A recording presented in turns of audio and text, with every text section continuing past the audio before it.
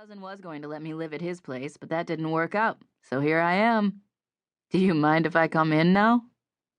You can't live here, I said, crossing my arms. Why? This is a co-ed living facility last time I checked. He flashed his grin again and shouldered his way into the room, completely ignoring me as his chest brushed mine, and I got a whiff of cologne. It wasn't that cheap crap that punches you in the nose. It was spicier, almost like cinnamon. I stood my ground, but he had height and weight on me. But I had surprise on my side. Well, it's better than sleeping on my cousin's couch, he said, plunking his bag on the floor and surveying the room. The suites were small, with a kitchen and tiny nook for a dining table on one side, and a tiny living room for an apartment-size couch and a recliner on the other. The bedrooms were the worst, with two lofted beds crammed perpendicular to each other along the wall, the desks crammed underneath, and room for only two small closets. "Can I see some identification?" Dara said, propping her hands on her hips. "How do we know you're not some random creep?" Do I look like some random creep? He spread his arms out, and I finally saw what the tattoo on his left biceps was. A number 7 in curling, intricate script. My eyes moved up to his face. "How are we supposed to know?" Dara moved closer to him, using her stature.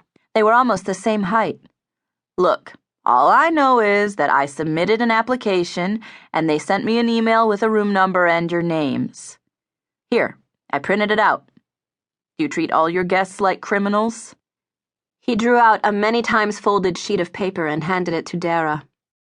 She glanced at it, sighed, and handed it to me. "Why wouldn't they have notified us?" I said, once I'd read it. There it was in black and white. "Who knows?" Dara said, still eyeing him warily. "Oh my God, I swear I'm never moving again," Renee said from the top of the stairs, her arms full of boxes and 2 bags dangling from her arms. "Who left their crap in the hallway?" She stepped over the footlocker and guitar case, giving them a look of disgust. "Has our new roommate showed up?" "Oh, hello." Her voice changed from irritated and dry to sweet and sugary the second she saw Hunter. "I'm guessing that's your guitar in the hallway." She dropped her stuff and proceeded to pop her hip out and lean to one side. Oh, please. "This," I said, pointing to Hunter, "is our new roommate, according to housing." "No way."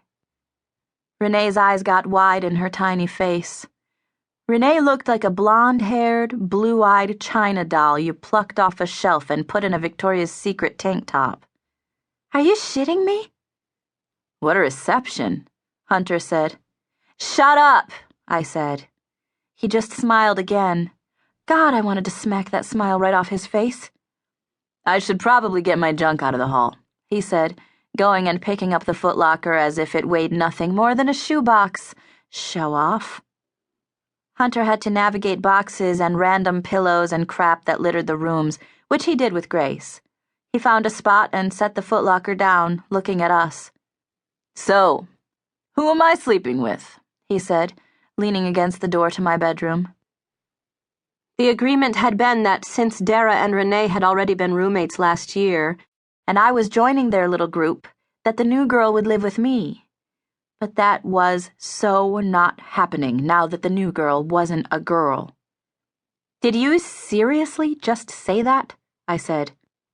At the same time, Dara said, "The only free bed is in Taylor's room." "There is no way he's staying with me," I snapped, readjusting my arms so they covered my boobs better. He'd been staring at my chest since he'd made the sleeping with comment. Not that I had much of one to speak of, but that didn't stop his eyes from traveling there. "No, we're calling housing right now and straightening this out," I said, pulling out my cell phone. "Tay, they're not open on Monday," Renee said. "I don't care. There must be someone there. It's move-in day." I grabbed the campus phone book that had been on the doormat when we'd gotten there that morning and thumbed through it until I found the number for housing. "Aw, come on, Missy. You don't want to live with me?" Who did this guy think he was?